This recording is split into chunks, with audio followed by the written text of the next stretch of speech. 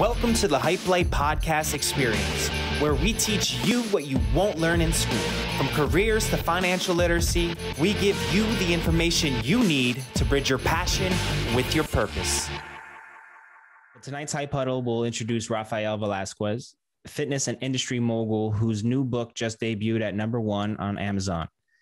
He's constantly trying to provide value to others and trying to take advantage of every opportunity has allowed Rafi to network and with many big names such as NFL Hall of Famer Marshall Falk and business guru Dave Meltzer. Building his personal philosophies from a foundation of childhood karate, Rafi has a unique perspective on life that is based around mental awareness and playing the long game in finding success. Rafi has also been able to successfully launch his own unique fitness line of fitness products that are poised to take the industry by storm. Raph, thank you for joining us. HypeHuddles, welcome. Thank you, Will. Thank you, Natalia. Thank you, HypeLight, everybody here. It's a pleasure and an honor. Cool. So the pleasure is all ours. We want to jump right in. You obviously have a lot of things in the works. You've done fitness products, but tell us what you're up to now, what kind of work you do on a day-to-day basis, and then we're going to dive into some of those things a little bit deeper. Cool. Yeah. Where I'm at right now is focusing on just picking up my clientele again. Now that Corona is slowly easing up, I know in other countries it's a lot worse. Some clients are now thinking about working out again. So I've been able to pick up my client book and just getting back to helping people. You know, I truly love being in front of people and working with them, where if I have a small group or one-on-one, I can really make impact, and people trust me to the point that, you know, they allow me into their lives, which I don't take lightly. You know, when you're working on fitness, from just my experience, I've learned that it's not only the physical that you're working on, it's stuff that they're working on mentally, goals that they have that are deeper than just what they're trying to change, maybe losing body fat. Like, even I have a client who realized he doesn't want to be a feeble old man. He wants to make sure that he's passing down the right habits to his kids. And that's the stuff that I really like about what I'm doing right now. I'm still finishing up the book. I know I did the pre-orders. That's a whole part of marketing, to make sure that we can just continue to build hype around it, so that when I do launch the ebook and the physical copy, a lot more people can buy it and I can impact more people. Besides that, that's pretty much the day-to-day, finding time to unwind and rewatch Game of Thrones. So that's where I'm at. Awesome. Very, very human of you to be able to incorporate that as far as, you know, winding down and settling down after, you know, whatever it is you do throughout the day. We don't really stress that enough, how important that rest is. And I wanted to get into talking about how you got to where you are as a personal trainer. How did you get into fitness? You obviously like helping people become better versions of themselves. Was this always something you had your eyes set on as a kid growing up? So I would say no to that. As a kid growing up, you know, I remember one day I was in the car listening to some music, and it was a Kanye West song called I Wonder. And I was just staring into the sky, just mindless. And I don't know, I just felt that there was something out there that I wanted to do, something that was bigger than me. I had nothing else to that. That's just what it was. And I always think about that moment just as I keep moving forward. Yet growing up as a kid, I was always hyper. My parents tried to put me into sports. My dad tried baseball. And when I met the baseball coach, started crying. Like, nah, I want to play for him. Not at all. No. And then I tried karate and fell in love with it. And karate was something that just took a shape of itself, where it just really, I was a karate kid. You know, I would go to school, I would do my homework, play my video games, and do karate. That was it. That was life. And it took me to different states where I got to compete in New Orleans, North Carolina, Florida, and Vegas. And it's something that I still cherish today because of the sensei that led me. And it wasn't until I spoke to a guy maybe 2 to 3 years ago that mentioned to me that, you know, you had mentors early on in your life, and that made the biggest difference. When I look back, that he was like a father to me. He was my first mentor besides my parents that, you know, left an impact on me on how to be a better person, how to show up and help the people around you continue to elevate without me even realizing that. With fitness, you know, I went to the Milford High School. So Jana, or Jane, if I said that right, you know, I'm an alum, got me in your corner. the biggest thing that I realized was I was not expecting to go to college. High school senior year, we're writing our essays, we're thinking about applying. And, I checked in with my parents. I'm like, is this something that's in the cards? I just never really thought about it. I was expecting to at least take a hit from my sister. If there was money that was had, I would have rather have her go and have that opportunity. So then I started learning about things like the grants and all that as a senior in high school. Just what I've realized coming from New York and moving to New Jersey. In New York, there's certain things that you don't really see yourself doing or is talked about because we just don't understand how to go about it. Right now, I'm in a better place that I know when I'm a parent, when I'm able to talk to my cousins and other people, I can at least assist them to go to different channels and different routes so that they can try to make a change for themselves. I will continue to go on with the answer of how I got to fitness, but I do feel like it's important to just talk about different aspects of life. Yeah. So I get into colleges, I go to Montclair State, and I was undecided for my first 2 years. So I think I was at home my second year, and I sat with myself. I'm like, what do I want to do? I need to pick a major. If not, I'm screwed. I just can't do anything. I need to decide on something for my next year. And I realized, all right, I like sports and I like to help people. So I went into athletic training. I'm like, I think this makes sense. Let me give it a shot. And I told you this before when we spoke. I think I lasted a month and I realized, this is not the place for me. And I just realized that with athletic training, you have to wait for something to happen to, be of use or be needed. And, people ask you to tape their ankles, et cetera, et cetera. Yet if you're truly needed, it's when something happens on the court, on the field, where somebody gets hurt. And, I just didn't want to wait. I wanted to be more in the trenches. So I met with the dean of athletic training and I expressed that to her. And she's like, you should try exercise science. So I said, all right, cool. I'm having no idea what exactly that would lead to. I just, took the leap. I just wanted to give it a shot. And as I was going through the classes, I was taking the courses. I'm like, all right, cool. I like the courses. I'm understanding them. I can take these principles, apply it to myself, apply it to people around me. And when I realized I was on the right track, it was my senior year of my spring semester, where I was interning at a strength and conditioning gym as a strength and conditioning coach. I was working at Equinox at the front desk, with the idea and the plan to become a trainer there after I graduated. And this particular day I was working out. I woke up at 6, went to work at Equinox at the front desk from about 8:30 to 2 o'clock. Drove to the internship from 3 to 9, worked, and then I worked out afterwards. And I remember driving home that day. It was in Slow New York, so it's about a 40-minute drive. And I was reflecting on the day, just taking the time to think back and see, how did the day go? Did I enjoy myself? I was talking to people at Equinox. I built great relationships there, so it was fun. I was assisting them how I could. And when I was at the strength and conditioning gym, I was helping the athletes, some high school kids, some college kids, some adult classes. And then I got to work on myself with me working out. And as I was just thinking about this, I remember feeling a release in my heart. And to this day, I call it fulfillment, where I felt that multiple times throughout my journey, where I take the time to just reconnect and see if the path I'm taking is right for me. And if I feel that, I know I'm on the right track. If I don't, I go back to see what it is that's missing, what it is that I should remove. And that's kind of how I've been taking the fitness journey. It's been through hard work, checking in to make sure that I'm feeling fulfillment, because we all need to work hard. Nobody has success that takes it easy. If they do, they're lying to you. So that's just straight up fact.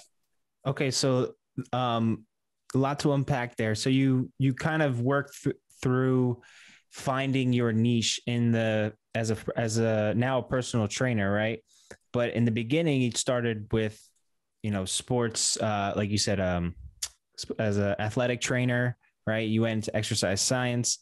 What would you say, I guess, was the turning point where you realized, I know that drive was the sense of fulfillment, but when you realized that, okay, you wanted to take another step forward, because you also have a fitness product, like you developed something where people now who are training with you can utilize something with you or at home. So how did you get to the point where you're like wanted to do the next thing? because a lot of us tend to think, okay, we have this fulfillment, we're here, we made it, and I'm just going to settle down. But you kind of moving things forward.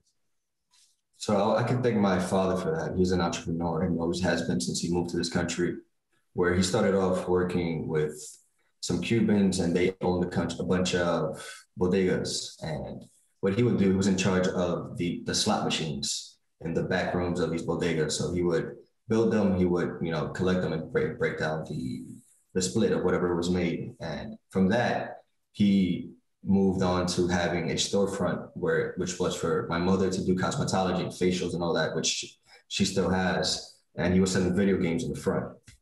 So after that, he ended up, stopping the video games, stopping selling the video games, and he started to sell cars. After selling cars, he then co-owns a mechanic shop, which he does now. And it was something that I got to see and grow up watching, just seeing how, he's going from slot machines to video games to cars. What is it? And it's more so just trying to find a different way of working hard to be able to provide for the people you care about. For me, I've realized, all right, cool. I live in a world where for me to be a personal trainer and a strength and conditioning coach, it's going to be tough for me to be able to, provide for a future family, provide for myself, provide for whoever is the people that I want to take care of. So I realized, all right, as I was connecting with people at Equinox and at the strength and conditioning gym, you start to be around different types of minds, different types of mindsets, and people that are walking different life paths that are doing great things in so many different spaces that it starts to get your mind rolling. You're just in this market of just ideas. And my first jump after becoming a strength and conditioning coach and starting a fitness product was with a client of mine who we had worked for a year before this even started. And I say that because, as you're going out in the world, understand the importance of the relationships you're building and how you're doing it, because you have to build trust. And that happens over time. You have to build loyalty, which happens over time. And that's nothing to ever take lightly. If somebody trusts you, if someone is loyal to you, respect that, because it's not easy in this world at all. You can ask anybody in this room, it's tough. So with that being said, after a year, we're just working out and we're using a competitor's product. And he's like, have you ever thought about making products? And I said, no. And the reason I answered that and said no, but continued to ask more questions afterwards was because he used to work for New Balance and Lululemon. And then he, as an entrepreneur, stopped doing that. And he bought a business selling cables, fiber optics. So he works for Verizon and other companies. So that's where his mind was at. And it allowed me to, ask questions, and allowed him, because he trusts me and he saw how I worked. And I was helping him feel better with his body, give me assignments as a business owner and business mentor to see if I was serious about taking this leap. So, you have trust, you have loyalty, and then you also have these assignments and tasks to see if you're serious about taking on the next step. There's a lot of people that talk about doing something. If you talk about it and then you take action on it, then people will take you more serious. So at different moments in my life, it's kind of been, having blind faith and just going for it and seeing how it plays out. And thanks to karate, I've repeated multiple kicks, multiple punches, multiple katas, which are sequence of movements over and over and over. I've been to competitions where I've lost. I've been to competitions where I've won, where it's truly not about the trophy. Like, I remember it was a friend of mine. We won like best karate kid in New York. And I was maybe 10 years old. The trophy was bigger than me. And you stand there, and I'm not happy. I'm just kind of like, okay, cool. I'm doing what I need to do. I'm training and I'm working hard. So with that being said, it's not about the failures. It's about who you're becoming throughout the journey as you're continuously, looking to see what's next in the horizon. Hopefully that answered your question. I know I'm saying a lot. Just want to give as much value as I can. No, you're definitely providing a ton of value. I want to kind of go a little bit into the product development process, because I think it's easy to have like ideas, like you said, but how do you execute on that? So you're working with this client. He mentions getting into developing products because you're using fitness products with him. So he brings that it sparks an idea in your head. And so like, what's the first thing you have to do when you're going into this process of bringing an idea to life? So you definitely want to do research on the competition, on the markets, just to see what's out there, what you can do to have a differentiator and to stand out within the market. Nothing is new under the sun. And if it is, it may not even be ready for the market to really make a change. I bet you there's probably a ton of Facebooks when the internet boom came out, but the market wasn't ready for it. So after you do the market, you see your competitors, you see who you're working with, then you can start to think about what you want to do to make whatever the product is different, to make it yours, to make it shine with what you consider your brand to be. And it's more so, when you talk about a brand, it's more so what you believe in, what you're trying to put out into the world, who you're trying to impact. That's a whole other conversation. So going into the product, once you have a design and a concept, you want to do research on who to work with, what manufacturers you want to, who connect with, and who you want to, and if you want to do the sourcing out in China, India, or in the United States. And that takes time. A nice way to go about that is to go on Alibaba and do research on the manufacturers, the names of them, to see if what they're doing is done right within the actual factories, if they're not abusing children or having children work, et cetera, et cetera. And then you find a contact. So the biggest thing that I found is, and the most important thing is the communication. When you're looking for a contact that works with a manufacturer, you want to make sure that you're able to understand each other, have a solid communication, that you're on the same page. If you're not, you're gonna end up getting a lot of samples that aren't what you want. You're gonna end up paying a lot, and that costs money. You're gonna hurt your pocket, and nobody wants to waste money, right? So I'm gonna backtrack a second. If you are coming up with a prototype or a model, you want to look for a graphic designer. Usually, if you know a graphic designer, you have somebody in mind, you can always look to talk to them and, same thing, communicate what it is that you're looking to design, and be mindful of the measurements and how, if they're in inches, centimeters, because the manufacturer will need to know that once they start to produce samples. So, you find the graphic designer, you find a manufacturer, and you find somebody that is your connect for that. After that, you build a relationship, you have the communication, then you order a sample, because you wouldn't want to order 100 or 1,000 products like that, and it's not what you wanted, it doesn't look like how you wanted it, or it doesn't work. After you do that, you check out the quality of it, you go back to your connect at the manufacturing spot, right? And you give them feedback. So I actually have the first product that I ever made that I didn't go with, and you'll see why. So this is kind of how I did the branding for the band. You can see the issue here is that when you stretch this band, the seams will rip, right? And now I don't have the second version with me. What I ended up doing was making a hang tag that goes with the seam right here on the side, so that it won't stretch. It's connected here, and it looks clean. It looks nice. You start to understand that you want to know how a person would feel and touch and interact with your product. The first thing is having the product catch somebody's eye. After that, they're going to want to touch it, they're going to want to feel it, they're going to want to see just how it works and what you can do with it. So things like that. If I were to have ordered 1,000 of these, I would have been very upset. My customer would have been upset, and they would have been like, hey, this is breaking apart after 2-3 months. What is this? This is not good quality. And then you start to understand what it is about making sure that what you're putting out into the world is of good quality, because we have our name, we have our word, we have what we say we're going to do. And if you continue to mess with that, you continue to mess with people's trust and loyalty, that can really take you you can really be in a bad place and may not even know how you got there. Yet there's steps and there's reasons as to why that could happen. So just to give you a breakdown again, you think about the product you want to work with, look at the competitors, do research on the market, make it your own, connect with a graphic designer to mock up a sketch. You have a sketch, take it to a manufacturer that you trust and you can communicate with.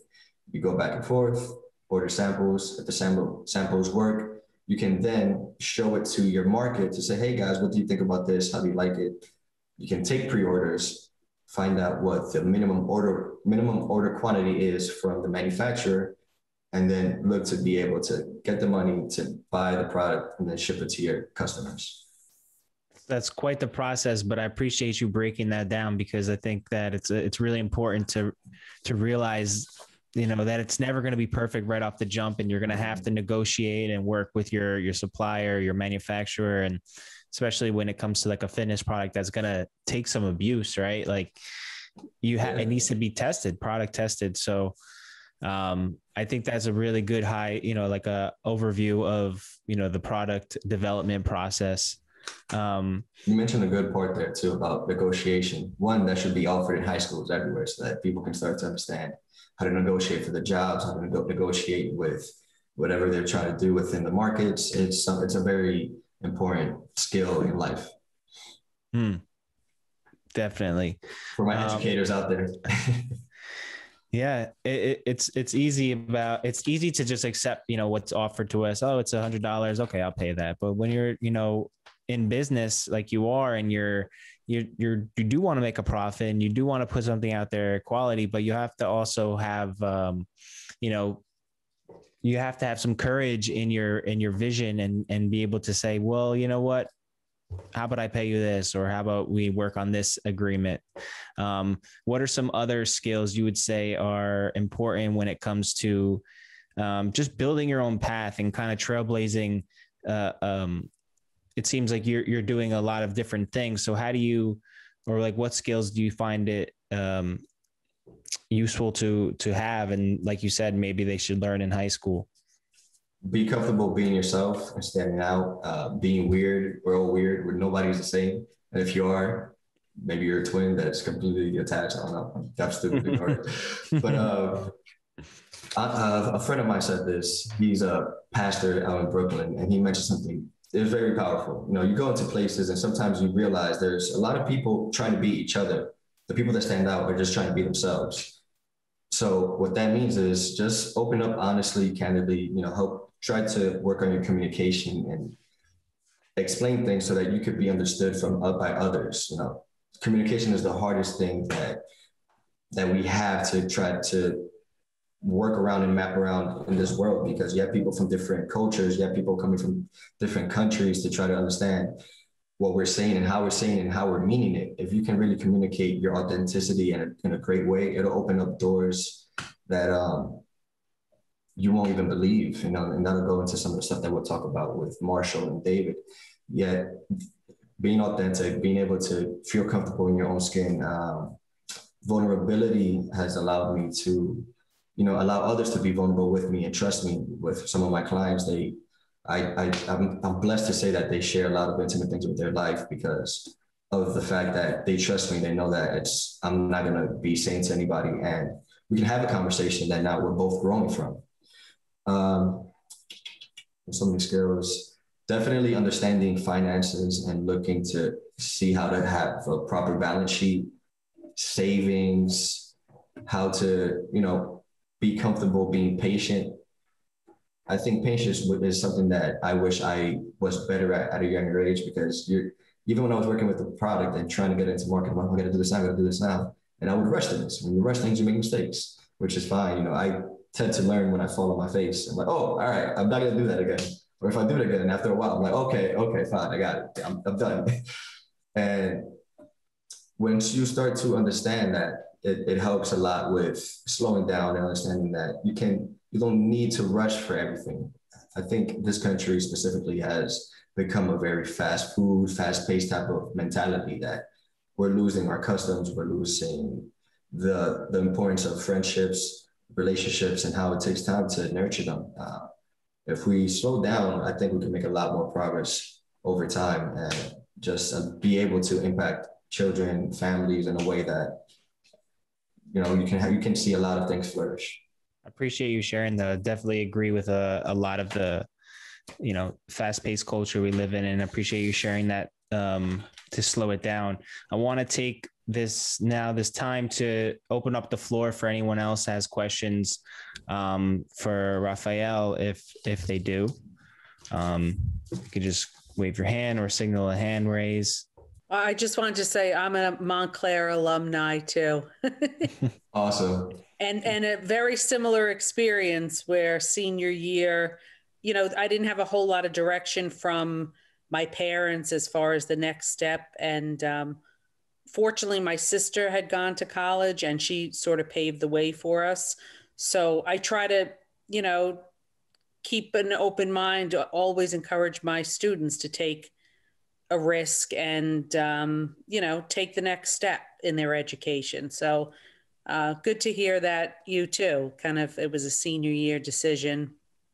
Yeah. I mean, I know you can relate where you don't really know, do I just go to work or is this possible? That's great that you had your sister pave the way because she got to guide you. That's awesome. Yeah. So I'm going to call out Jana because Jana and I spoke earlier and hopefully she's there, but Jana has an idea. Hello? Yeah, I'm here. You're here? Okay, cool. I'm calling you out do you have any questions for Raphael? Raphael, Jana's trying to bring some ideas to life, very passionate about entrepreneurship. So I wanted to give you an opportunity to ask Raphael any questions or maybe share your ideas with him. We can brainstorm right now. Feel free to speak your mind and we'll figure out exactly what the image is that would be perfect to do. I love this stuff. I mean, first of all, I'd also like to say thank you for letting me join the call. And I also do karate, but I also specifically jujitsu, and it's pretty fun. Pretty cool. I don't know if I can say badass, but you're a badass, and I'm saying it anyway. But my idea is, my mentality is to just make an impact, and my personality is to keep driving forward. Of course, like you said, be patient, but just keep going forward no matter what obstacles come ahead of me. And I just want to make an impact with college and high school students. That's basically my idea around. Got it. Is it like an app, a website? Yeah, an app. This app would, so basically my generation, at least I see, most of us high school students, we're stuck in this little spot in high school. And we're all like, hey, we don't think our grades are going to help us get into the schools we want or necessarily help us figure out, hey, is it all worth it to do this, to go to this job or to this school? So basically, I want this app to help college and high school students interact, make short little clips, reply to each other in those clips, and, give some advice on the college, most definitely, because you hear all these stuff about, like, let's say Yale University, but you never know, like, what an actual student's living. And then my friends and I were talking about it, and we're tired of searching through like YouTube, Instagram, and all that, if you know what I mean. That's actually a very brilliant idea. Are you good with app development? Well, I'm trying to figure it out. So sometimes it's also good to, always look at your strengths, see who else would be good at app development that you can potentially work with, because then you can, continue to work on what you're good at, delegate the app development, and find a team that you can trust to continue to grow with.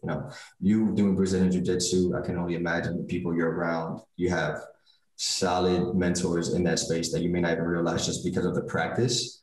So just be mindful of that when you're looking around, just to see who would be a good person to work on an app with you. Look to connect with either other people from other high schools and colleges that would be interested on something like that to do a beta test. I don't think the actual teachers would be the best, or the educators. No, yeah, of course. And I'm not saying that in any bad way for any other educators. It's more so they have a lot going on. Yet you're looking to connect with the students for the college and the high school. So try to find ways to connect with the students at college and high school.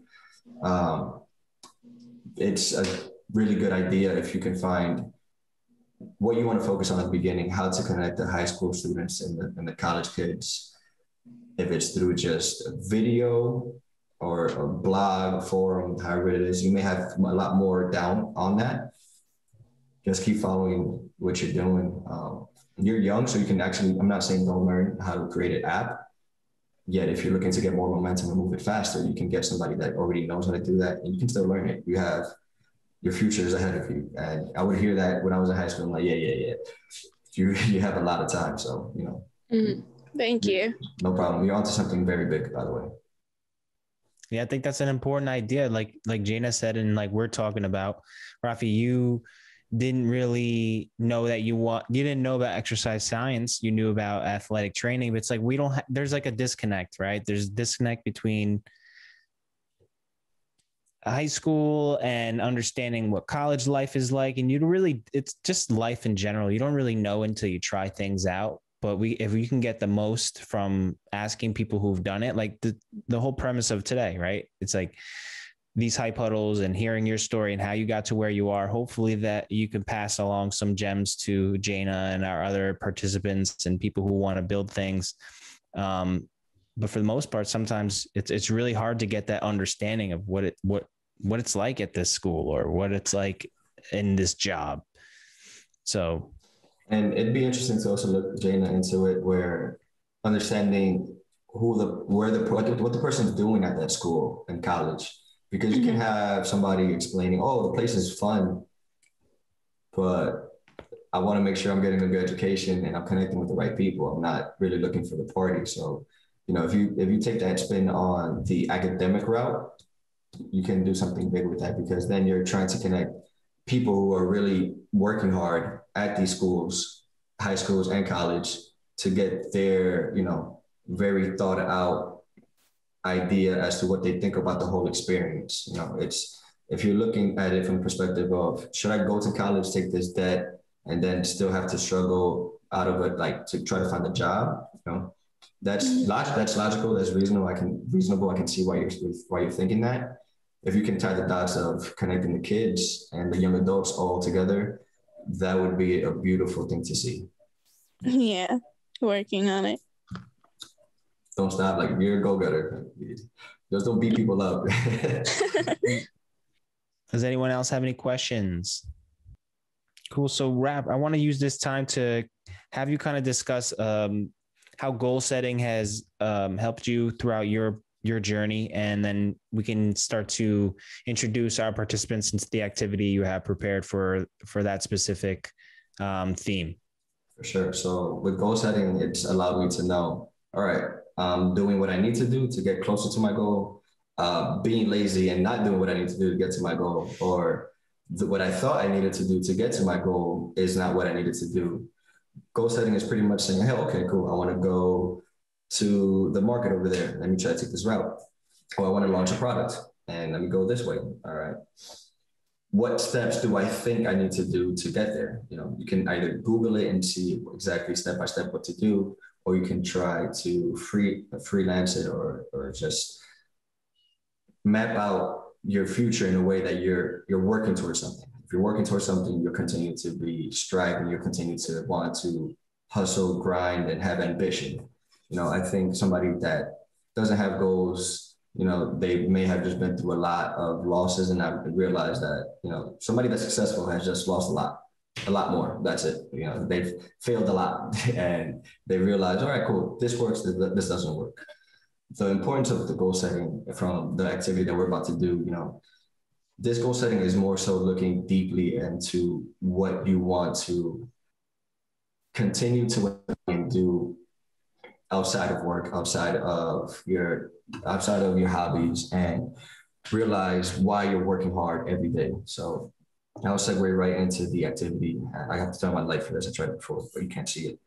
I was in college my sophomore year, and I took a yoga class. We did not do one single pose at all throughout the year. The guy was a motivational speaker. His name is Dr. Robert Gilbert, and probably one of my favorite classes. In this one class, he actually had us sit down and he gave us a piece of paper and it had these questions. Do you have goals? Have you written down your goals? Do you have your written down goals with you right now? And for maybe 20, 30 minutes, he just left us in the class, not saying a word. And he continued to emphasize the importance. Take this seriously. You can keep this in your wallet. You can continue to have this on you and make sure that you're working towards something. And I took it serious. I actually still have mine with me. And when I was sitting there, I wrote down, Melissa, right? Did you do yoga at all? I had him twice, actually. I had him for intro to something like a seminar, freshman seminar. And then I took him again for yoga. But yeah, I had him twice. Person. He was great. He's the reason I took the yoga class, because I knew he was the teacher. But that's such a small world. I thought, like, you know, I don't know. I'm not going to reveal my age, but I didn't even know he was still there anymore. Yeah. So this was 2013 or 2014, and amazing. So what I wrote down, you know, I will show you guys. I wrote down, my handwriting sucks, but better myself every day. Don't lose track of what's really important, and work with clients and teams. And, you know, I've continued to just put an emphasis on working on myself and just being a better person, you know. And it's about having humility towards yourself, being honest with yourself, which can be tough. And you learn a lot about what you thought you were good at, yet you can still become better. And it'll allow you to impact people in so many different ways, because you're taking more time to be thoughtful with what you're saying, what you're putting out there to the world.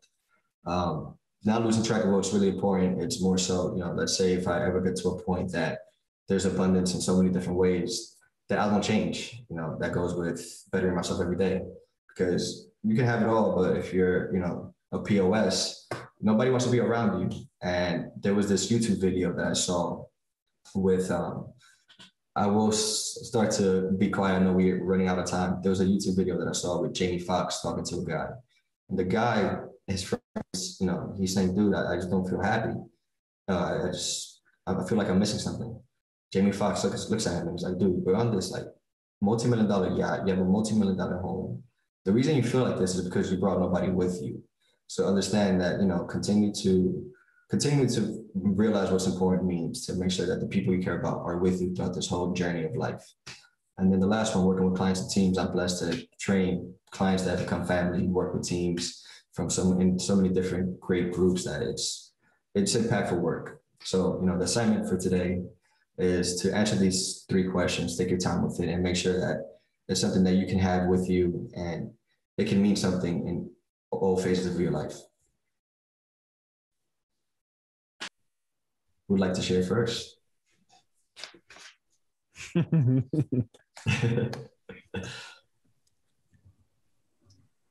Well, I can go. My goals are kind of simple. I mean, for me, you know, you're a fitness guru. It's, you know, part of your life. For me, it's just small steps, just trying to get some exercise in every day, a mile or 2. I have a new puppy. I live in the Catskill Mountains. Awesome. So yeah, just getting out, and after I get out of school, take a walk, just trying to make better choices when it comes to food and have a little bit more joy in my life, enjoy my students, enjoy my children, instead of being so rigid and, you know, work, you know, laugh a little bit more. So those are my goals right now. Those are beautiful. And, you know, I like to tell anybody I talk to, you know, those goals, they're not small. You know, those aren't easy things to do. It could be very tough, which is more so being able to just keep trying every day and keep saying, all right, cool, you know, taking that effort, walking my dog, you're in nature, that's awesome. And you can walk steady. A friend of mine, his father lost maybe like 50 pounds one year. And he would just walk from his home all the way, like probably 2-3 miles down to like a ShopRite and come back. And he was just being more conscious of what he was doing. He was enjoy that free time for himself, because I can only imagine how intense it is. And even now, dealing with kids and children and students online. So I know it was intense. Yeah. I'll share. All right. So for my goals that I just wrote down, I put down number 1, always be in a position to give while remaining open to receive. Number 2, do the good for others and myself. Number 3, learn as much as I possibly can and convert that knowledge to the benefit of all. And that's always an interesting thing, like trying to stay open to give and receive, because you'll give away, you give a lot. I have an issue of just receiving, like, gives, just anything. And so I get it. It's hard to do both. So just if you're aware of it, it'll just be like, oh, okay, cool. Yeah, yes, thank you. You're deserving of it. Yeah, I think I'm trying to move away from saying no, I'm fine, as like almost like a knee-jerk response a lot, For sure. I guess I'll go next. I split mine into two, professional and personal. So I'm gonna go with the professional goals. Two are short term and one's like longer term. So my first is getting a master's, which I'm working on right now. And then I'm going to go for my social emotional learning cert. And then my third goal, which is like going to be like a whole lifetime career change, is to change education. And that's something I never really thought about before, but like I listened to like what everybody was saying here, especially Jana. I'm sorry if I said your name wrong. But the what we're doing now is not working. There's so many different, ways we can be successful, and we're like kind of boxing our kids in. And that's very frustrating for me as a teacher, because I teach, at-risk kids and I teach honors kids. And it's very interesting to see like, this one group of kids are being pushed into one direction of like trade school. And then this group of kids is being pushed to the Ivy League schools, and they're not happy where they are. So I don't know how I'm going to make that happen, but now that I thought about it, never thought about it before, but got to be something we can do. It's interesting because I've even seen when I just I think about these ideas that are big, and I start to talk about it to myself or mention something slightly that I'm having a conversation with somebody, and then they start speaking about something that may coincide with it, and I open up on it. Now you start to have people also join in on that cohort. So now that you said it down, you'll start to just hear things differently. You'll from a different perspective, and it'll start a whole other conversation. And it'll come up down to you to, take that next change, to talk about it, to, feel free to talk about that goal and that dream that you have.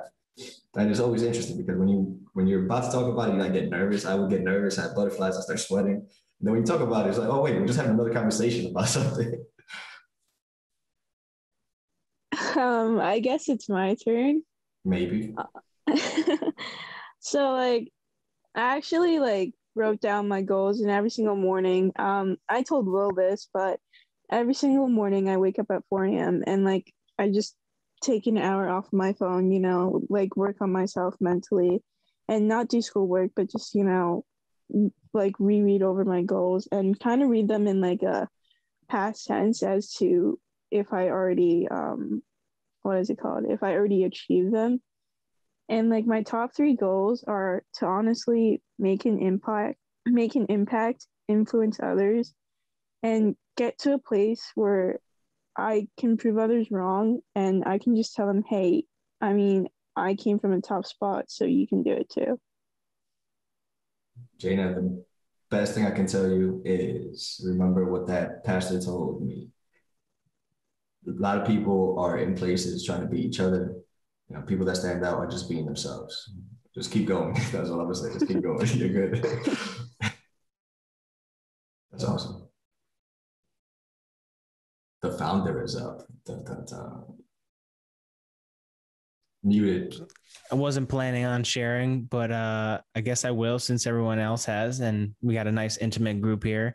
Number one, I put build wealth for me and my family. And like, it'd be nice to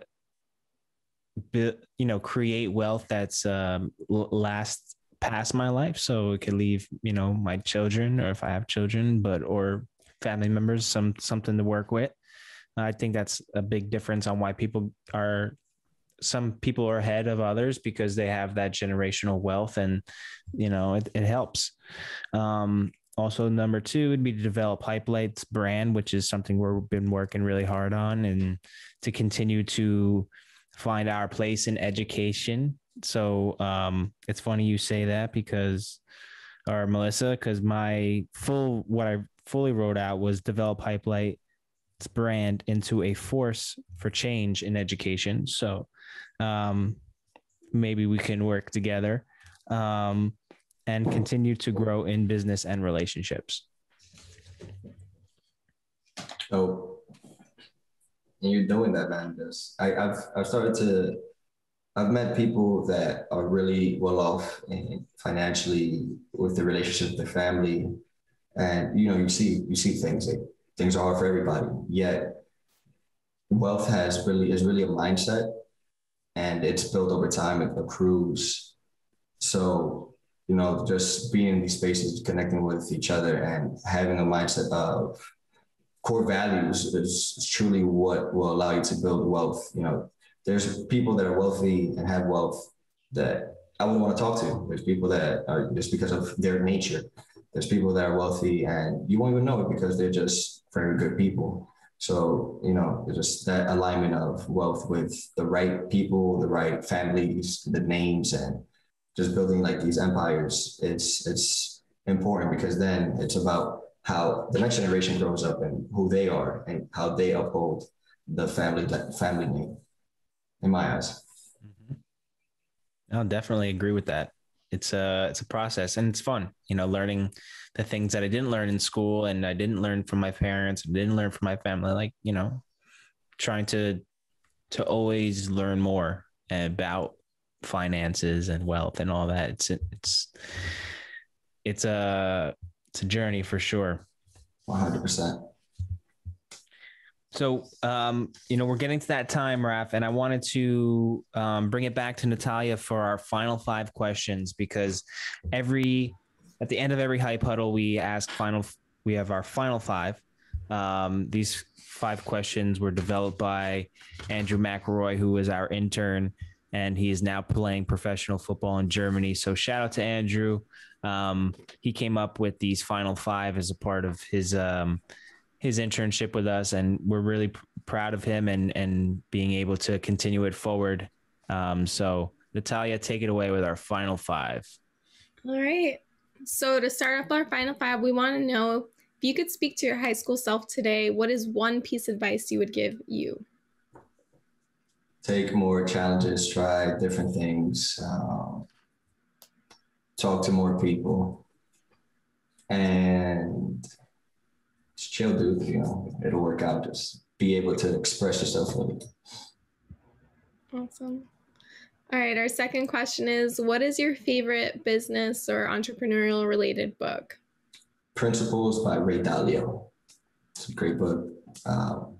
Yeah. Okay.